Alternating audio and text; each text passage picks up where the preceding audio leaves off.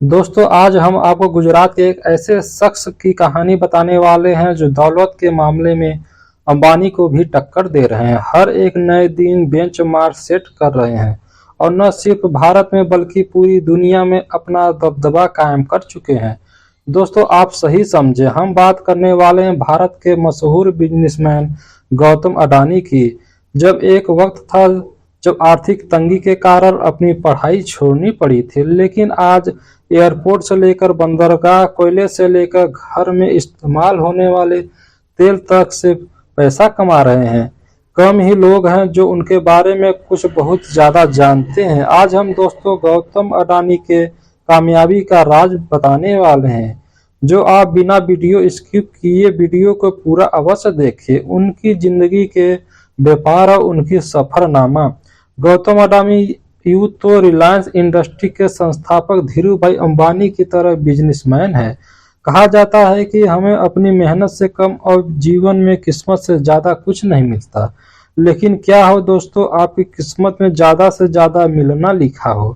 किसी इंसान की अटूट लगन से और दिन रात मेहनत करके एक कर देने वाली मेहनत के साथ जब ऐसी किस्मत जुड़ती है तो फिर पूरा जहां उसके कदमों में झुक कर सलाम करता है और वह दुनिया का बाजीगर कहलाता है। दोस्तों, गौतम अडानी एक साइकिल से घर घर साड़ियां बेचने से इतना बड़ा बिजनेसमैन एम्पायर खड़ा करने वाले गौतम अडानी साल 1962 गुजरात के छोटे से गांव बनासकांठा में गौतम अडानी का जन्म हुआ।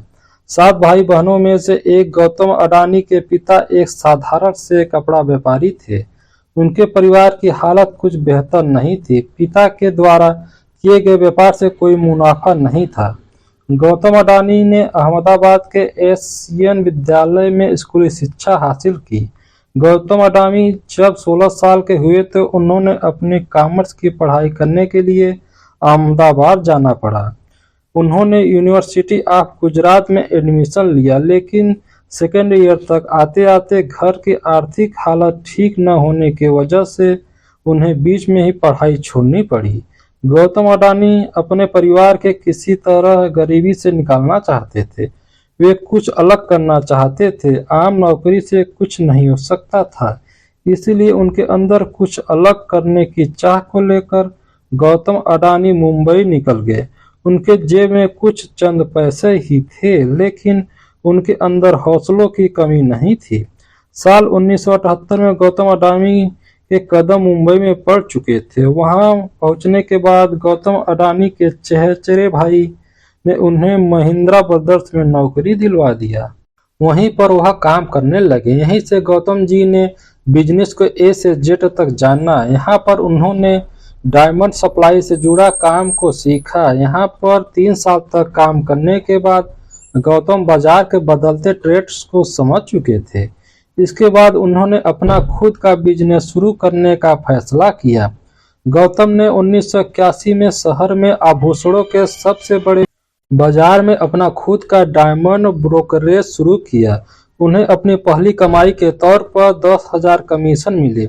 यहाँ से उन्हें आगे बढ़ने की दिशा मिल चुकी थी।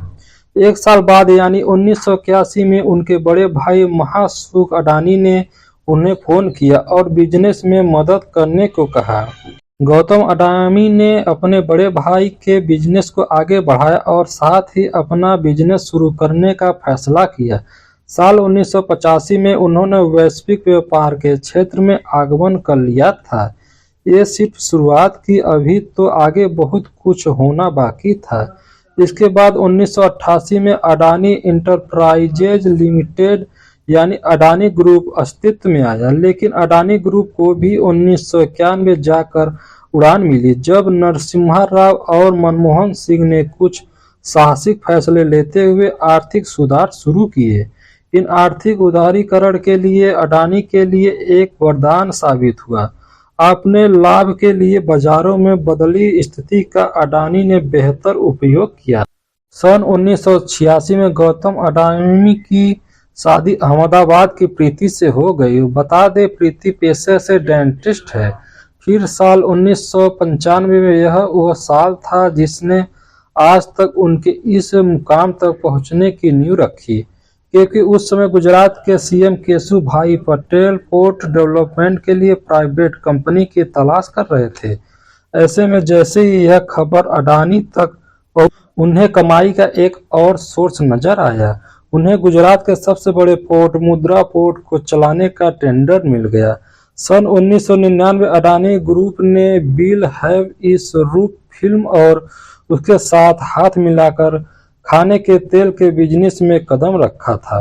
फॉर्च्यून तेल के अलावा अडानी ग्रुप आटा, चावल, चीनी जैसी दर्जनों चीजों से भी आपके रसोई का हिस्सा बन चुका है, जिसके रख रखाव के लिए अडानी ग्रुप ने फूड कॉरपोरेशन ऑफ इंडिया के साथ मिलकर अलग अलग राज्य में बड़े बड़े साइलोज बनाए। साइलोज बेसिकली वो चीज होती है जिसमें बड़े पैमाने पर अनाज को रखा जाता है।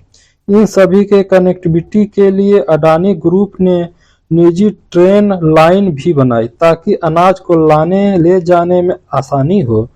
सुना तो होगा दोस्तों, हीरे की परख जौहरी ही जानता है, इसलिए अडानी को काले कोयले में भी पैसा दिखा। उन्होंने बड़े बड़े राज्यों को बिजली सप्लाई करना शुरू किया, लेकिन इतने बड़े पावर प्लांट को चलाने के लिए जरूरत से ज्यादा कोयला चाहिए था। इसलिए अडानी ने दिमाग चलाया, फिर कोल माइन को खरीद डाला। इंडिया मैगजीन के मुताबिक 2010 में विटामिन ए लिंक एनर्जी को 12,143 करोड़ रुपए में कोयला खदान खरीदी थी। बिली मिस ऑल इन कोयला खदान में मौजूद इस खदान में 7.8 बिलियन टन के खनिज भंडार है, जो हर साल 60 मिलियन टन कोयला पैदा कर सकता है। जिस अडानी साम्राज्य का कारोबार 2002 में 76.5 करोड़ था, 2014 आते आते बढ़कर 10 अरब डॉलर हो गया। साथ ही वक्त की जरूरत को देखते हुए नेचुरल गैस के क्षेत्र में भी बिजनेस को बढ़ाया और 2017 को सोलर पीवी पैनल बनाने शुरू किए। वह हर बंदरगाह और निजी रेल लाइन के बाद अडानी ने एयरफोर्स की तरह उड़ान भरी। 2019 में अहमदाबाद, लखनऊ, बंगलुरु, जयपुर, गुवाहाटी, तिरुवनंतपुरम जैसे 6 हवाई अड्डों की जिम्मेदारी उठा ली। अगले 50 सालों तक अडानी ग्रुप इस सभी एयरपोर्ट का ऑपरेशन मैनेजमेंट संभालेगा। वहीं मुंबई इंटरनेशनल एयरपोर्ट लिमिटेड में भी अडानी ग्रुप के पास 7,000 की जिम्मेदारी है। और यह बताने की जरूरत नहीं है कि भारत में मुंबई एयरपोर्ट दिल्ली के बाद देश का सबसे बड़ा एयरपोर्ट है। दोस्तों, वीडियो पसंद आए तो चैनल को सब्सक्राइब जरूर कर लें और लाइक कमेंट भी जरूर करें दोस्तों।